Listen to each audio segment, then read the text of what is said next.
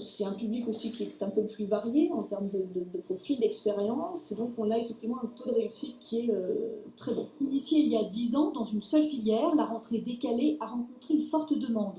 Ce succès a conduit à l'étendre progressivement aux 5 filières de l'IUT de Troyes.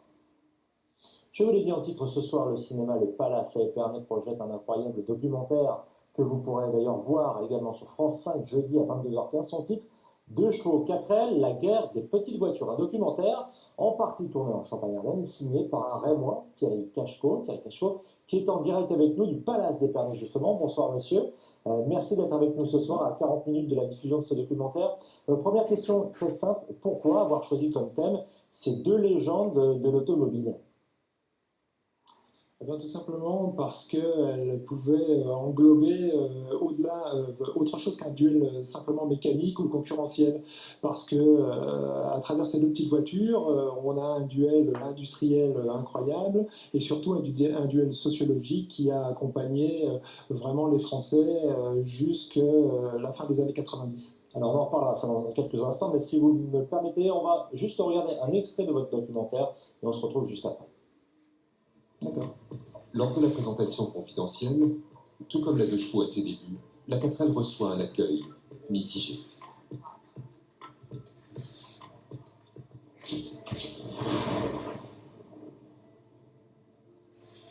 Moins moche que la 2 chevaux peut-être, mais quand même. L'aspect premier déroute les commerciaux qui se demandent bien comment ils vont pouvoir vendre une voiture pareille. La vendre, oui, et beaucoup si possible. Pourtant, dès les premiers essais, cadres et commerciaux retrouvent le sourire. Assurément, la 4L a des atouts pour combattre.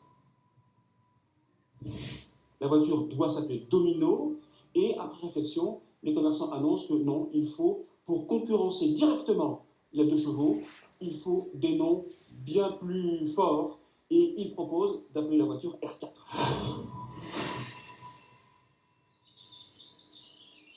Alors, là, on vient de voir une partie du documentaire où justement on est sur le point d'aboutir, on est proche de la commercialisation de la 4L, mais cette guerre entre Citroën, la 2 chevaux, et Renault, la 4L, en fait, elle va se dérouler en plusieurs étapes et c'est ce que raconte votre documentaire. La première, elle se situe juste après la Seconde Guerre mondiale et c'est quand même très particulier. Vous pouvez nous raconter ça? Oui, c'est particulier. C'est-à-dire que juste à la sortie de la guerre, évidemment, l'industrie automobile est à genoux, une grosse partie de la France aussi, et il y a un manque criant de matières premières, d'acier, etc. Et l'État décide de réguler complètement l'industrie automobile, ce qui ne s'est jamais fait, puisque jusqu'à présent, c'était vraiment lié aux entreprises privées. Et là, on octroie à Renault le droit de fabriquer une petite voiture. Mais Citroën avait dans son escarcelle depuis très très longtemps, depuis les années 30, la 2 chevaux qui n'était pas encore sortie. Et là, c'est une colère noire qui les prend quand ils voient que c'est Renault qui va pouvoir sortir la première voiture populaire. Mais en fait, Citroën, depuis les années 35, appartient à Michelin. Et Michelin, c'est avant tout un manufacturier de pneus. Et il décide tout simplement de faire pression sur l'État en disant, voilà, si vous ne nous autorisez pas à vendre notre voiture, nous, on n'approvisionne plus la France en pneus. Ce qui est quand même un petit peu gênant pour l'industrie française. Voilà comment ça s'est passé. Ce qui fait que Citroën a eu l'autorisation verbale dans un premier temps, en tout cas, de fabriquer l'outillage pour fabriquer la 2 chevaux. Voilà. Alors, on ne va pas rentrer dans le détail, mais il y a une deuxième guerre aussi, c'est l'espionnage industriel. On comprend que Renault veut à tout prix cacher toutes les recherches, tout le travail fait sur la 4L. On se lance, on s'envoie des télégrammes codés pour éviter que Citroën les intercepte pour éviter tout espionnage.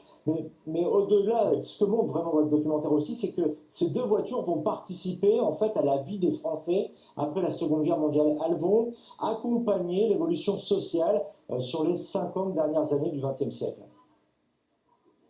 Oui, voilà, parce que l'enjeu de cette guerre, entre guillemets, c'était vraiment de mettre la France sur 4 roues.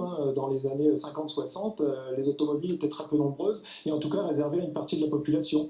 Donc voilà, on met la France sur 4 roues, donc c'est une bagarre énorme, et c'est une bagarre politique, sociale, à tous les niveaux. C'est-à-dire qu'on profite du moindre... voilà, par exemple, on essaye de faire la publicité pour attirer la jeunesse, pour attirer les femmes, etc. Donc voilà, ces modèles vont accompagner vraiment, effectivement. Ouais, c'est vraiment marquant. On n'en dira pas plus, ça restera le soin aux gens. Il y a les soins ce soir au Palace, ce soir jeudi soir à 22h15 sur France 5. Merci Thierry Cachecot d'avoir accepté notre invitation ce soir dans le journal. Dans un instant, la météo, et on se retrouve tout de suite pour Ici et pas ailleurs, juste après.